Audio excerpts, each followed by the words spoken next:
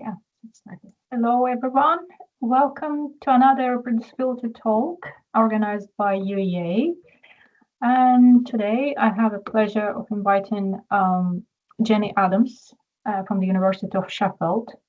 So I would like to shortly introduce Jenny and her work before we move to her presentation.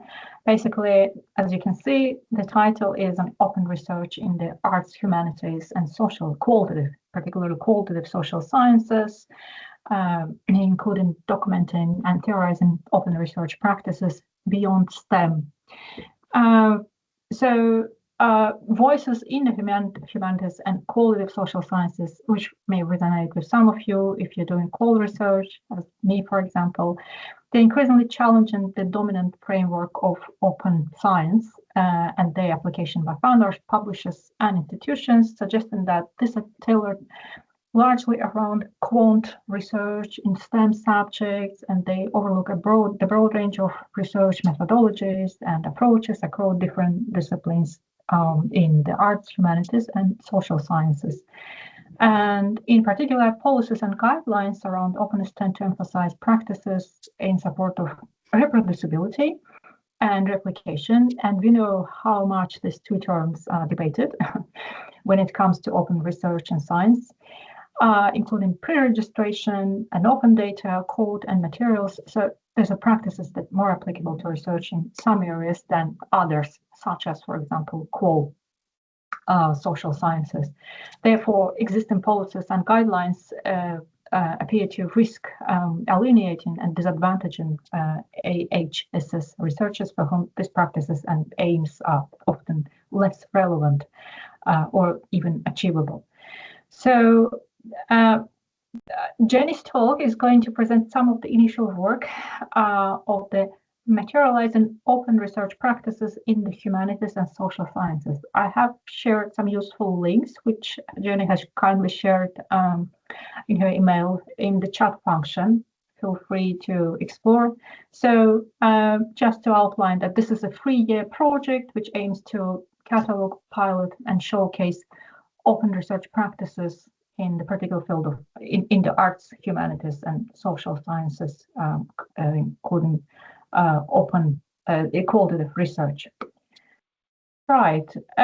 So I think that was it what I wanted to mention. And Jenny, I would be happy now to let you speak about your work that you have done on this project. Thank you so much, Shafaq, and thanks for the invitation to speak to your group, which is really lovely, and lovely to have such an amount of time as well to kind of go into the project. And I hope that we can explore that a bit today and maybe have some discussion afterwards. Okay, so I'm going to assume that everything's okay with the slides and that you can hear me okay, but please do let me know if at any point you can't. Okay, so the talk today. What I'm going to do to start with is to just explore some of the kind of context within which the Morphs project is taking place. So I'm going to look at some of the current limitations in the discourse and the application of open science. So our ways of kind of thinking and implementing open science that lead to the marginalization of open practices in the arts, humanities, and qualitative social sciences. So very much linking to what Shafaq was saying a little bit just now. I'm going to explore the initial activities and findings of the Morphs project, which is seeking to kind of intervene in this space. I'm going to introduce one of the recent outputs from this project, which is the Catalogue of Open Research Practices in the Arts, Humanities and Social Sciences. I'm going to talk about the typology of different kinds of openness that this project identifies in arts, humanities and qualitative social science research. And then lastly, I'm going to outline some of the implications that this work has for institutional and publisher and funder policies around open research, and also the kind of guidance that we as institutions and other organisations make available to researchers. Okay, so to begin with, this is slightly provocatively titled The Problem with Open Science. I'm going to assume that people in this group are already familiar with the concept of open science and open research, with it being a reproducibility group. So I won't go into that too much. I'll just kind of go right to it. So in brief, when we're talking about the problem with open science, we're talking about the fact that although open research is becoming increasingly more important in the ways we produce and share research, and also the way that we evaluate research, increasingly the openness of research is becoming a criteria that we consider and look at when we're thinking about research evaluation, all of which is a good thing. But the dominant discourses, the ways that we have of kind of talking and discussing about open research, and the audit mechanisms, so the things that we're kind of assessing when we're looking at research openness, as it stands, those are tailored towards research in STEM disciplines, so science, technology, engineering, mathematics or medicine, and quantitative research.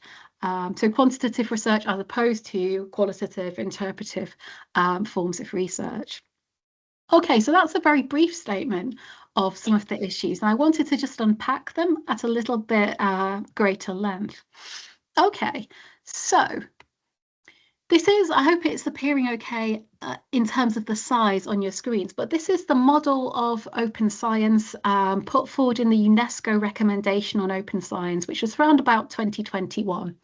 And this is actually a really inclusive model of what open research should be and can be. And it includes these 4 different kinds of openness: open scientific knowledge, open science infrastructures, open engagement with societal actors, and open dialogue with other knowledge systems. So these multiple different aspects and dimensions of openness. And it also explicitly says that it in theory, at least, it applies to all disciplines. So not just the kind of hard sciences, but also the social sciences, qualitative research, the arts and humanities.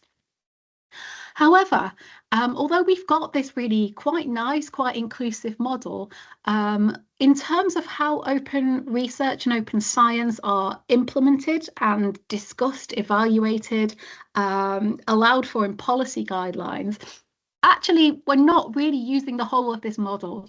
Emphasis is mostly placed on open scientific knowledge, these things like open access and open data policies, and open science infrastructures in terms of the kind of platforms that allow those materials to be exchanged. So this has led to a kind of quite narrow focus especially in the global north, in policy, advocacy and discourse around open research on 2 main aspects, which are the open access publication of outputs, and then secondly, the pursuit of reproducibility and replicability as a means of research reform. And that's often evident in emphasis on practices like open data, open code. I'm going to assume, because we're at reproducibility, I'm going to assume that I don't need to explain reproducibility and replicability any further. But if you do want to go back to that later on, or if anyone does want to raise any discussion points or questions as we go along, please do. Okay. But even on the face of things, these 2 things, they seem like good things, right? Open access, who would argue with open access, and reproducibility and replicability is an attempt to make research better, more reliable, more robust, more verifiable. However, we can begin to see some of the issues around this fairly narrow scope in policy around open science if we sort of burrow down deeper a little bit into those 2 aspects. So to begin with the open access publication of outputs, when we actually think about what open access policies, again in the global north, are focusing on, they're often placing at the centre of those policies STEM-based assumptions about how we produce knowledge and how we exchange knowledge. So often the article processing charge model will be central, which assumes some kind of pot of funding, project funding, from which an APC, a charge to essentially publish an article open access, can be paid. So publications are assumed to be journal articles that are produced in environments with project funding, but this is actually not particularly typical, especially for research in the humanities, where often outputs are going to be monographs, so books, which is very expensive to to pay a fee in order to publish those open access via a gold model. And also not often produced in environments with project funding, often just kind of produced over a long period of time while academics are doing all their other activities, teaching, etc., and doing that research in the bits of their time that they can squeeze around that. So there's a question mark about whether the open access policies that we have are actually considering and taking proper account of the ways that knowledge is produced and circulated in the arts, humanities and social sciences.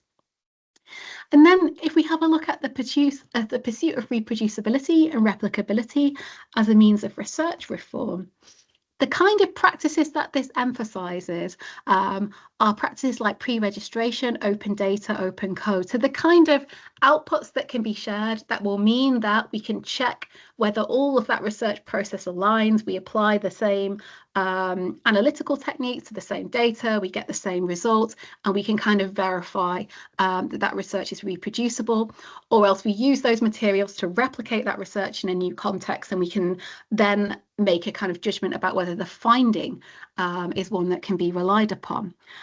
So the practices there, like pre-registration, open data and open code, and I guess open data is the one that's most often emphasised in open science policy. Those are actually more relevant to some subjects than others. So these reflect STEM and quantitatively focused understandings of what research is. That one of the aims of research is to create reproducible processes and replicable knowledge. This is not necessarily an aim of research for qualitative research in the social sciences or for research in the arts and humanities, where often it's about generating multiple interpretations or multiple ways of illuminating something, rather than necessarily securing an objective truth that can then be reproduced by other researchers. Yeah, so very much that point. Research in AHSS often aims at an in-depth understandings and highly situated research relationships. So discovering like a particular, something relating to a particular place and time and exploring that in a lot of depths, as well as that kind of multiple interpretation aspect to humanities research. So we can see that both of these points of emphasis are more fitting to STEM contexts and to quantitative research than they are some more qualitative and arts humanities based contexts. So if we go back to the UNESCO model, we can kind of bisect this, we can draw a line through it, and we can say that emphasis is being placed on one hemisphere of this rather than the other, and the place that's emphasised, the open scientific knowledge, the open science infrastructures, the idea of these kind of objects that can be shared and circulated that allow us to essentially verify that research. It's privileged in the global north, dominant models and discourses of open science rather, and it's also more emphasised towards STEM subjects in the way that it's implemented. But this whole other half of things is being left out. The open dialogue with other knowledge systems and the open engagement of societal actors. So one of the questions that we had in mind when we were beginning work on morphs is whether some of these excluded or less emphasised components of openness would actually turn out to be more relevant to research in the arts, humanities and social sciences. And so part of the work that we were doing, we wondered maybe it would take the form of kind of restoring these aspects of the open science model. Okay, so what are the sort of inequalities that result from this? So we have the kind of outcome that a narrow set of open science practices and expectations are universally applied to all research, regardless of discipline.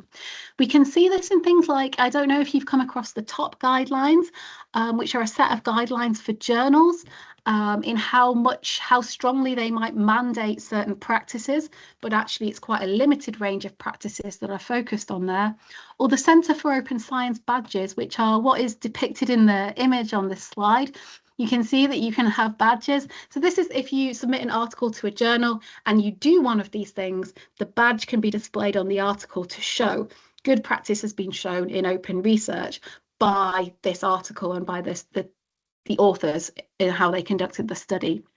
So you can get a badge for having pre-registered your research, so published your study plans at an early stage. You can have a badge for open data or for open materials, but you can't have a badge for including a positionality statement in your article that makes really transparent the kind of subjective and intersubjective conditions within which that study was conducted. You can't have a badge for things like co-designing research with communities in order to open the research to that wider participation. So the things that have been emphasised, the things that are recognised and rewarded are fairly limited and narrow. There's an assumption of equivalence. So it's assumed that arts, humanities and qualitative social science disciplines have got equivalence to the data, the publications, the other outputs that are created in STEM. And it's also assumed that they can share these in similar ways. And it's often the case that even when there is an equivalent, there is data, it can't always be shared because of a variety of factors, including things like data sensitivity, the challenges of de-identifying qualitative data and the amount of time that takes, various factors that place barriers in the way. So as a result of this, there's a risk of marginalising research types and areas that don't fit those models. If you're evaluating everything by a limited set of standards that apply well in some circumstances and not well in others, you're going to find that the circumstances where it doesn't apply well, you're going to be seeing that research as being of lower quality or of less openness, when actually maybe it just has forms of openness that you're not recognising because of that lens through which it's being evaluated. And there is also a risk that arts, humanities and social science researchers are alienated by language that they don't find relevant.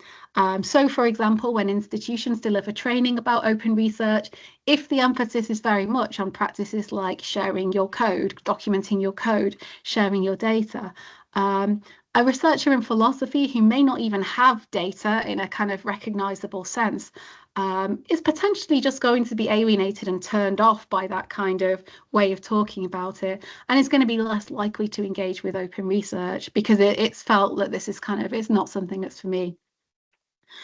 And then this is a kind of point and what we might link to various studies that have indicated that perhaps the engagement with open science is lower in the arts, humanities and social sciences, which I don't think is surprising if we think about this alienation and we think about the fact that the ways of speaking about open science is not being communicated in a way that feels relevant and applicable for arts, humanities and social science researchers.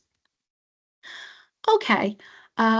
So in the context of this, it's not surprising that we've seen some elements of pushback from communities in the arts, humanities and qualitative social sciences against the idea of open science being imposed on them in the format that it is. So there's a movement around qualitative open science, which has involved things like challenging expectations around particular practices like open data and pre-registration. So I mentioned just now some of the challenges around open data expectations in qualitative research, that this can create a risk to participants if they're identifiable in the data despite best efforts, particularly in the context now of AI tools, which are increasingly sophisticated at re-identifying data that has, on the face of it, been anonymized and linking existing data together in ways that maybe allow re-identification. Also, things like de-identifying qualitative data taking a massive amount of time, being very labor intensive, and it also amounts to kind of stripping the context out of that data, things like places, dates, specifics that allow us to understand that situation. And so if we do that and then we share the data, how useful is that to others to reuse if all of the context has been stripped out of it? So various challenges have been made to mandates and suggestions of mandates around open data. And then other practices like pre-registration have been challenged too. So for example, approaches like grounded theory, which are very kind of cyclical and iterative. It's not possible to say in advance what that entire research process is going to look like because it's going to evolve as you go along. Therefore, how relevant or valuable is pre-registration, which relies on kind of specifying your plans so that it's clear if you've deviated from them later? How valuable is that in that context? There's also been debates about how relevant ideas about reproducibility and replication are in these disciplines. So particularly in the humanities, there's often an emphasis, as I mentioned earlier, on the availability of multiple interpretations rather than a single correct answer. So there's no expectation that later researchers would find the same findings if they were to investigate the same topic using similar methods. Also, various critics have pointed out that qualitative research methods, they've got their own existing practices to support openness and rigour, such as, for example, reflexivity, where there's a really ongoing, detailed engagement with the relationship between the design, implementation, analysis, and factors relating to, for example, researcher positionality. So various of these factors have fed into some calls for a separate discourse for some of these disciplines around openness that doesn't rely on the kind of familiar concepts like reproducibility and practices like data sharing, code sharing of STEM subjects.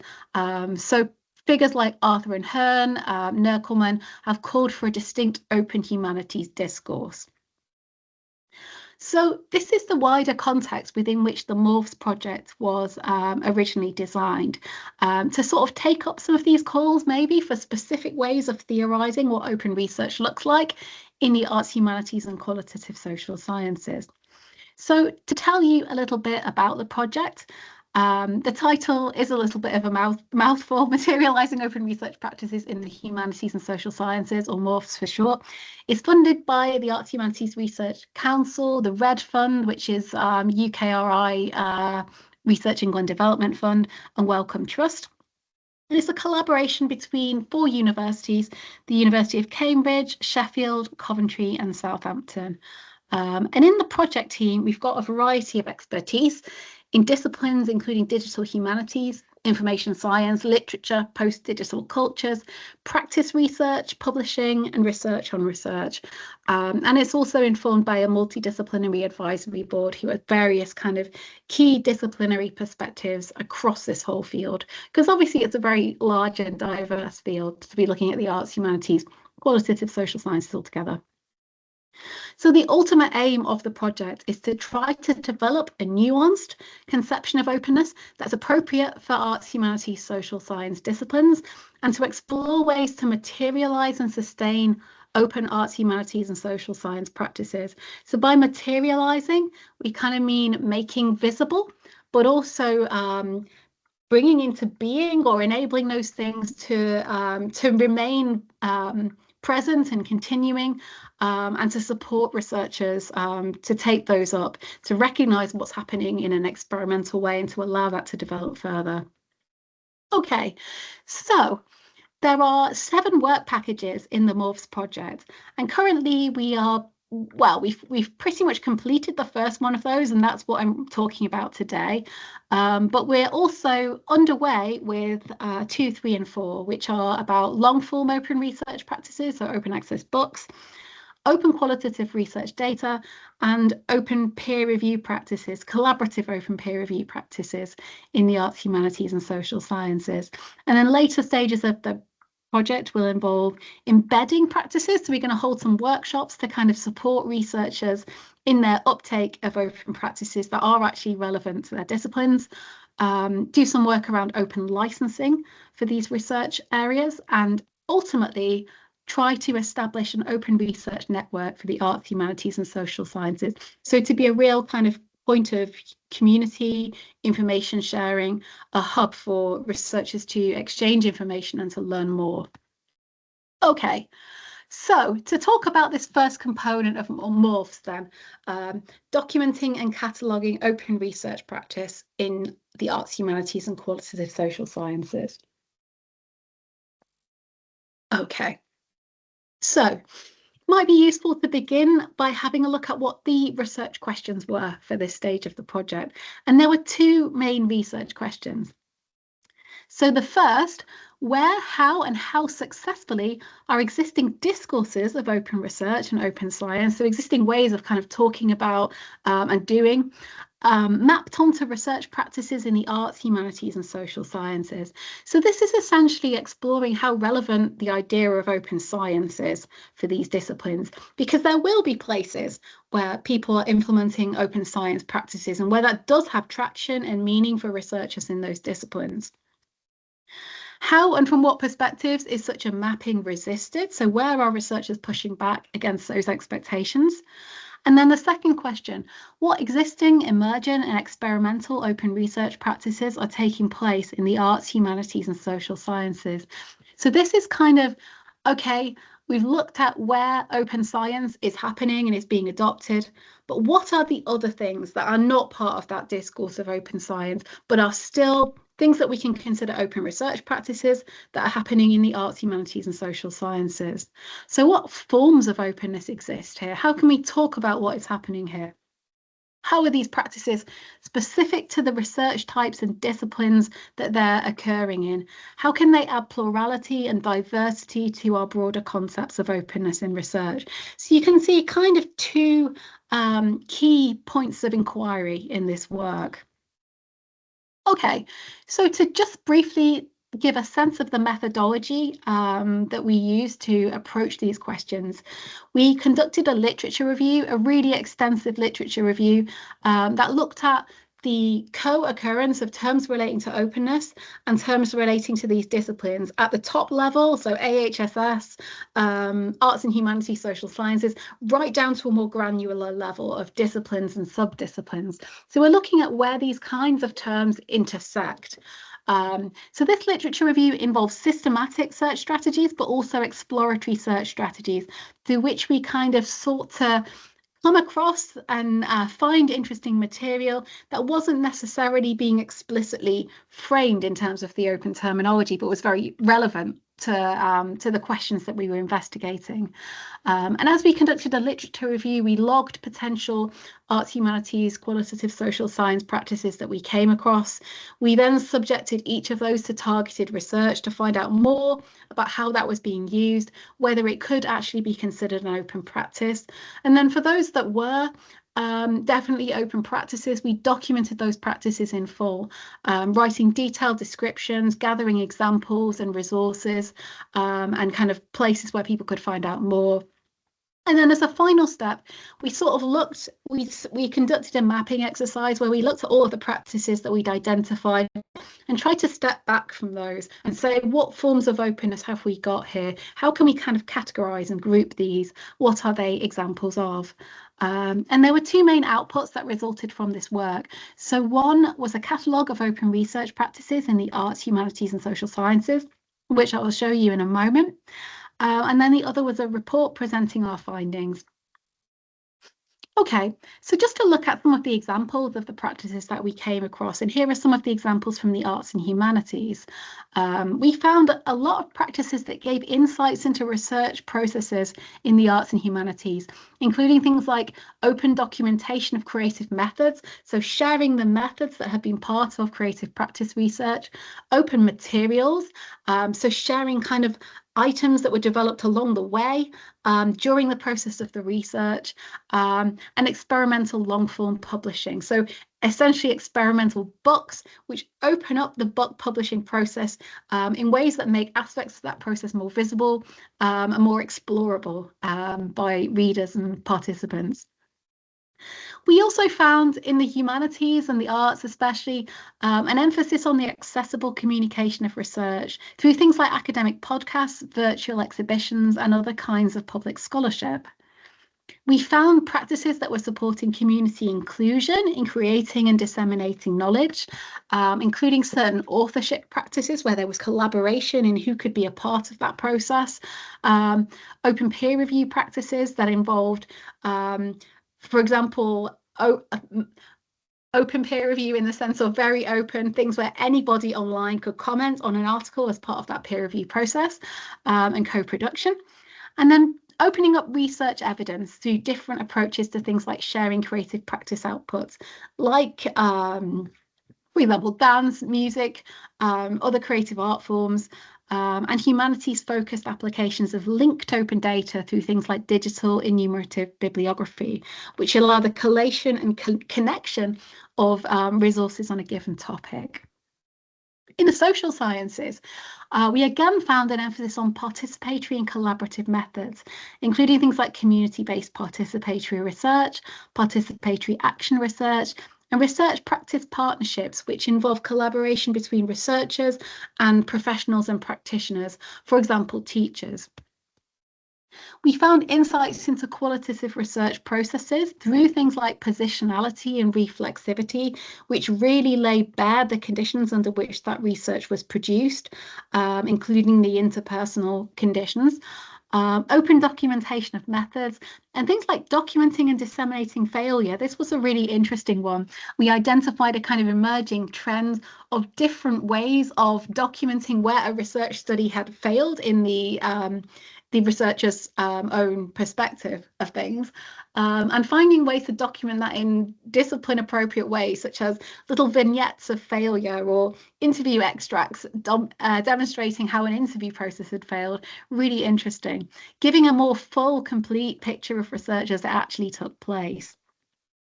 And then a variety of ways of sharing research evidence. So sharing qualitative data, which we might expect, but also things like annotation for transparent inquiry, which is where little data snippets are kind of used to annotate a published article, so that when you hover over or click on that highlighted part, it then shows you the data, that little piece of the data on which that claim is based. Also things like sharing ethically fabricated data, like composite data, and sharing creatively refigured data, which might be in the form of something like research poetry or ethnodrama. Okay, so these practices are collated in the Morphs catalogue, and I'm just going to demonstrate the catalogue for you. So I'm just going to switch the tab that I'm sharing, and hopefully you can now see the tab that has the catalogue in it. So this is the catalogue of open research practices, and the practices themselves are found in their entirety by selecting this part here. I might make this a little bit smaller actually, so that hopefully it displays a bit more. So we identified 30 practices of open research in the arts, humanities, and qualitative social sciences. And I'll just scroll down so you can have a look. And this is very much, we're not taking this as an end point, but as a starting point. So we're very open to suggestions and further development of this through dialogue with research community. So we can add stuff to it, we can make it better. So the 30 practices is just a starting point. You can see that you can filter this by arts and humanities and social sciences. So if I just wanted to see social science relevant practices, for example, I could do that. You can also filter by the type of openness that we identified in the practices, which I'll talk a bit more about in a moment. But if you click through to any of these practices, you can see there's a detailed description. There are examples. There are suggestions of further reading and relevant resources, and then there's a broader list of reading as well for anyone who's really interested in pursuing those further and finding out more detail. Okay, so that's academic and scholarly publishing. Let's have a look at another one. Let's have a look at positionality, for example. So again, you can see we have a description. For some of these, we've annotated the examples a little bit more. So if you hover over them, you will see a more detailed description of the way in which that example is relevant, giving you a bit more information about it. And then this part at the top, the coloured buttons relate to those different forms of openness that we identified. So if you click on those, it takes you back to the main page. This is the bottom of the main page, which has got more information about those types of openness. And I will talk about those in a little bit more detail in a moment. The only other thing I really wanted to highlight for you is if we go to this Learn More page, it's not only got more information about the scope of the catalogue, so what's been included here, it's got information about where you can find details about practices that aren't included here because they are already quite fully documented as part of kind of open science discourse. And then it's got a feedback form here. So if you have a look at this and you can think of things that are obviously missing that you would like to suggest for inclusion, or if you have any other feedback on the catalogue, you can reach out to us. And we're hoping to do some more work on it this summer to maybe produce a second version that incorporates some of those suggestions. Okay, so I'm going to just switch back to my slides. So hopefully you can see the slides again. And back to that typology of openness. So the 6 types of openness that we identified, I'm just going to briefly talk about these just to place that in context. And in some ways, this links back to that UNESCO model that we looked at the beginning. There are definitely some connections that we can make back to that. So if we start, first of all, with this on the left, openness as equitable and inclusive knowledge creation. In this category, we've got 2 types of openness. Yes. Can you hear me okay? Thank you. Sorry. Yes, we can. I think someone else may have their mic on. Okay. That's great. No problem. So if we start with epistemic and participatory openness, these are essentially about opening research to input from individuals, communities, forms of knowledge outside academia. So we're not just thinking about the openness of various stuff when we're thinking about open research in these disciplines. We're thinking about opening up the research so that others can kind of feed into that process.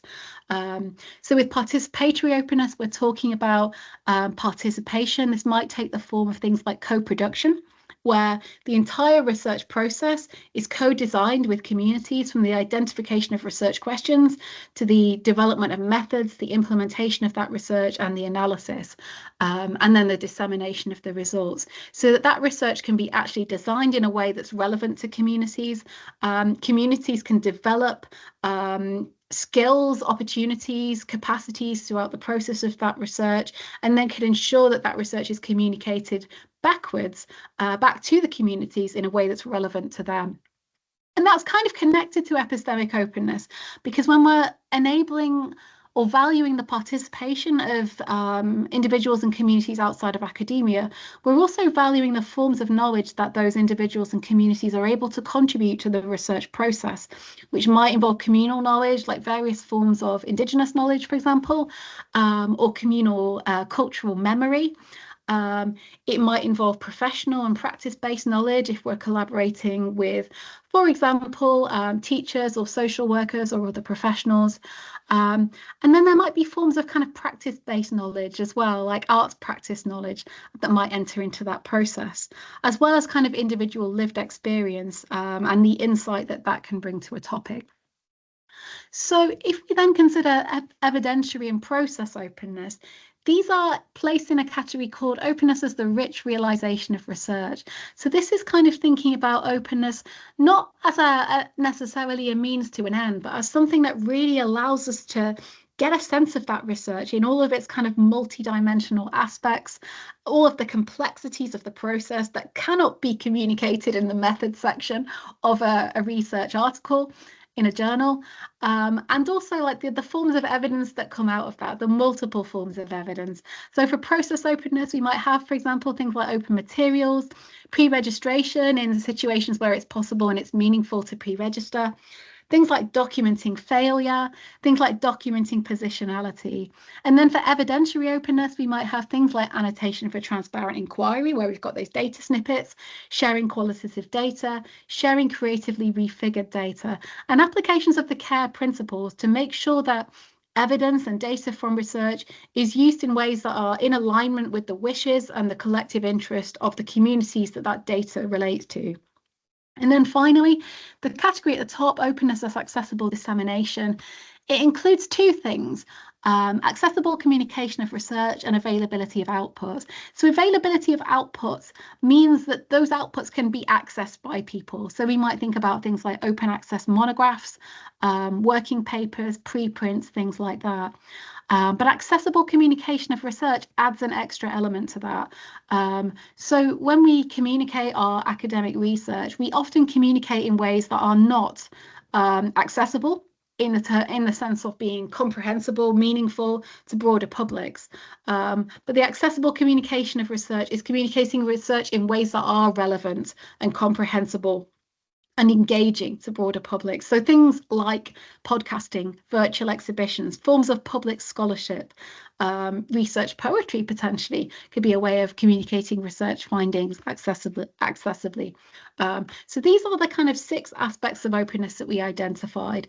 And to link back to the UNESCO model, I think epistemic and participatory openness particularly connect to that input from communities and input of knowledge forms outside academia that were theorised there. Okay, so this is another way of presenting those forms of openness that places them in the context of the different audiences. So we can see epistemic and participatory openness through things like co-production are means by which participants and communities feed into the research process. And then in terms of outputs, process and evidentiary openness are ways of giving academic audiences broader insight into the research, but might also be of benefit to participants and communities through things like member checking or communicating those outputs in accessible ways. The availability of outputs benefits academic audiences primarily, and non-academic audiences benefit from accessible communication of research, which might also be of value to participants and communities. So in terms of the findings and implications of this work, to summarise the findings, there's a diversity of open practices in the arts, humanities and social sciences that goes far beyond the canonical suite of open science practices, by which I mean pre-registration, open data, code and materials. Where there are counterparts to those familiar open science practices, they often work differently in this context. They're rarely universally applicable. So something like open peer review, it often looks quite differently in an arts humanities context particularly. It's often more about the interactions that take place as part of that process, rather than making identities visible, publishing who the reviewers are, publishing review reports, as is more common in STEM subjects. And as I said, pre-registration of qualitative research is not always relevant. Sometimes it kind of functions differently in a qualitative research context, where it's not a kind of, this is what I'm going to do and you can measure me against how far I deviate from this. It's more kind of, this is an original formulation that is likely to evolve, but here's a record of that starting point from which it did evolve.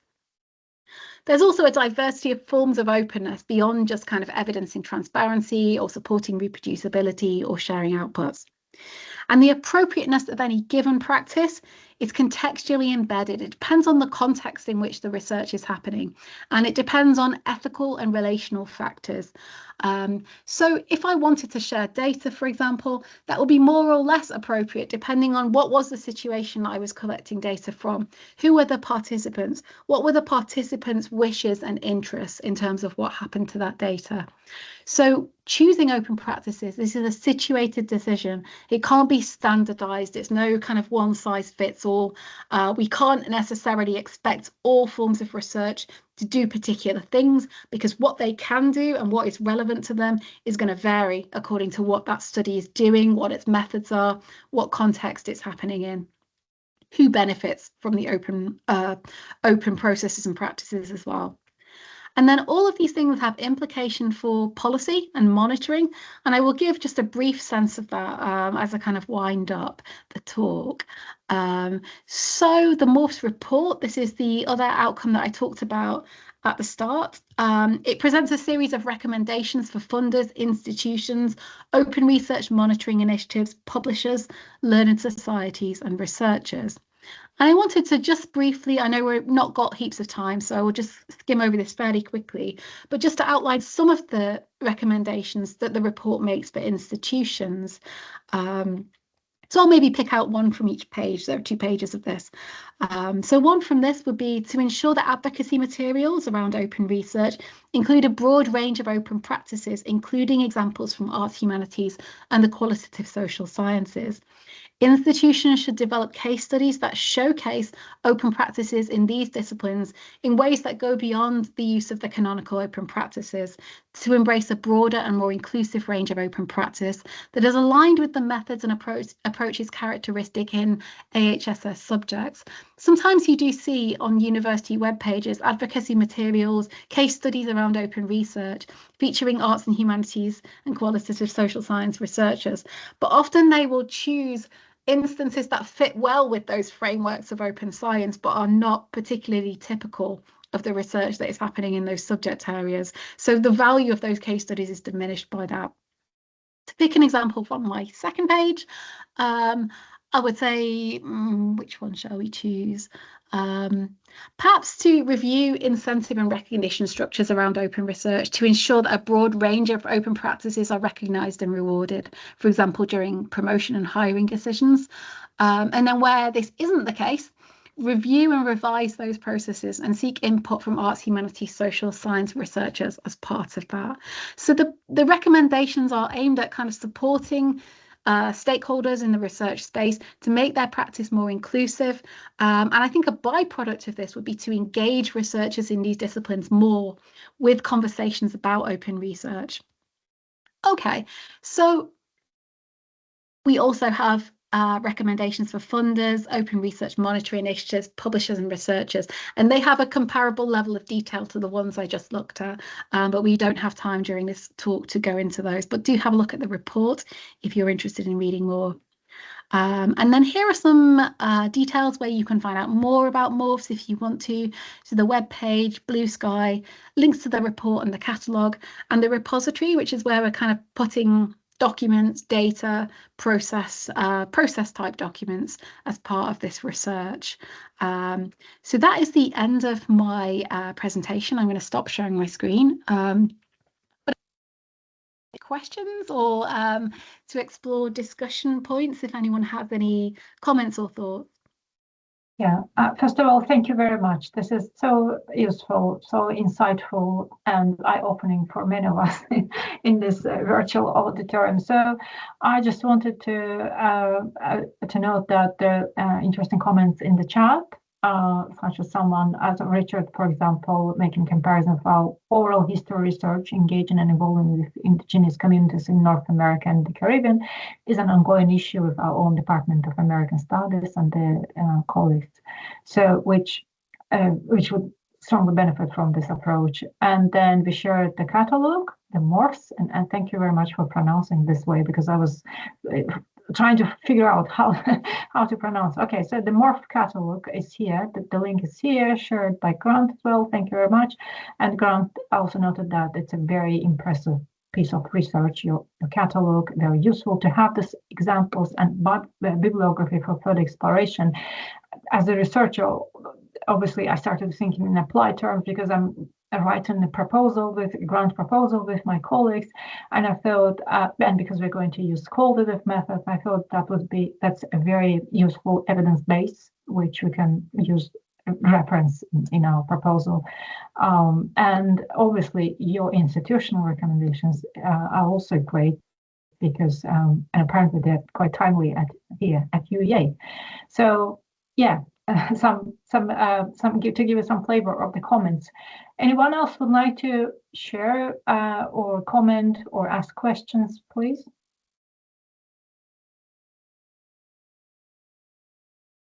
I don't really have a question, but I just want to say thank you so much, Jenny, for coming and talking to us about it. It's a hugely important piece of work. I know, talking to other open research leads as well, I mean, it's really making an impact and being picked up. And as I noted in the chat, it's especially timely for us here. We're kind of building a new open research team and resource, and we're actively developing training and guidance resources. And so this is hugely useful and beneficial for us. And I think it's amazing that this is just work package 1 of 7. I mean, what an achievement. And we're looking forward to seeing what comes next. So well done.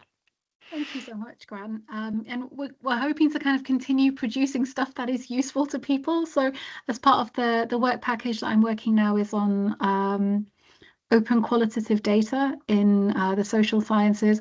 And what we're hoping to produce is some kind of tool that will help researchers to make decisions about what they need to consider at each stage of that process in order to decide is it possible or appropriate to share data, because we recognize that it's not always possible or appropriate.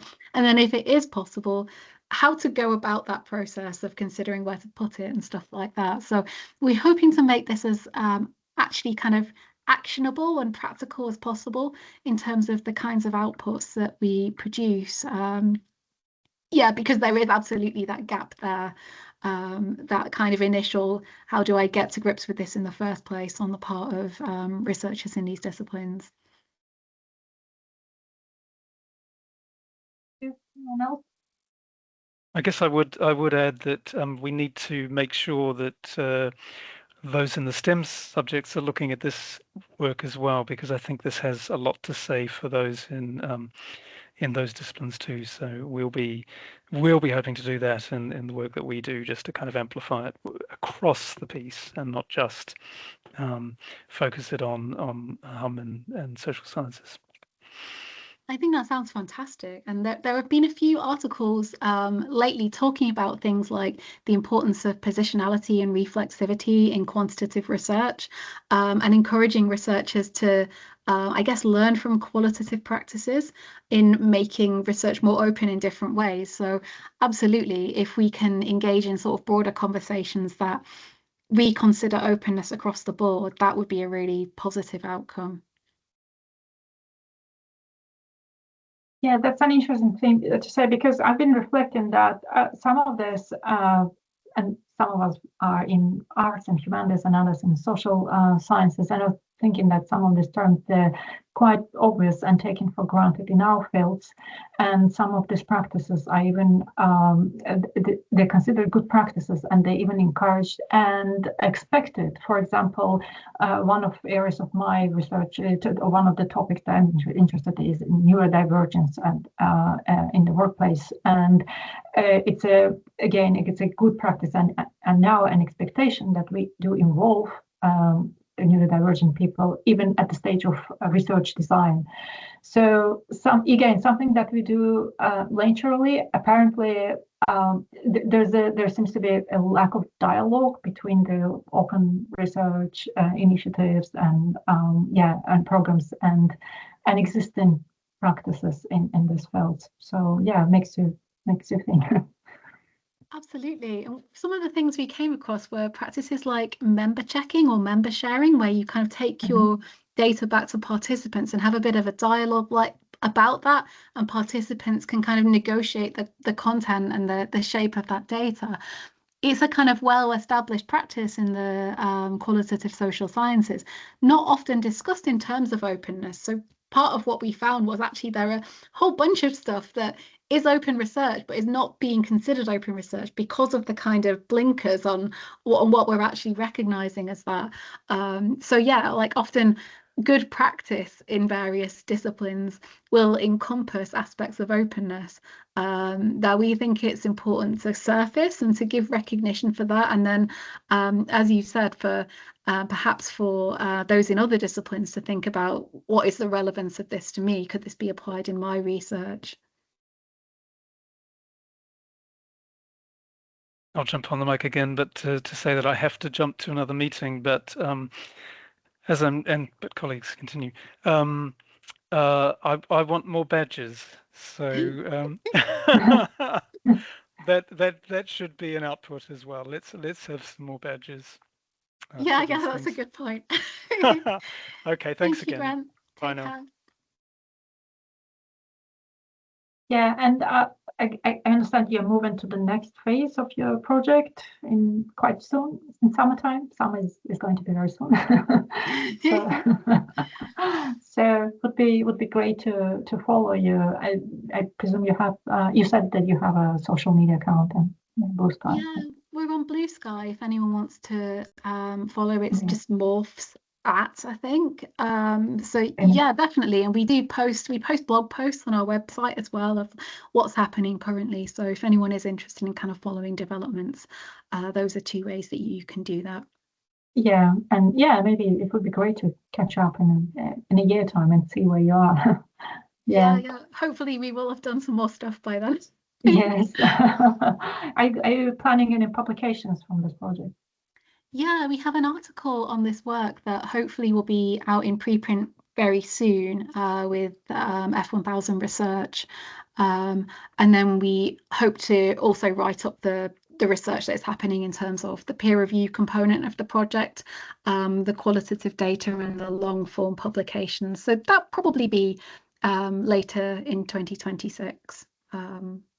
Yeah. Good luck with that. Thank you.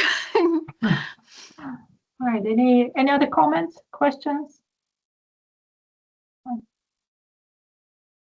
Well, it's been lovely to have you, Jenny. Very interesting. And as I've said, we're looking forward to your updates. Otherwise, thank you very much for doing this today. And we wish you good luck, best of luck with the rest of the project. Thank you. And thanks very much for having me. It's been lovely to chat to you all today. Thank you. I'm stopping the recording. Thanks, Jenny. Cheers.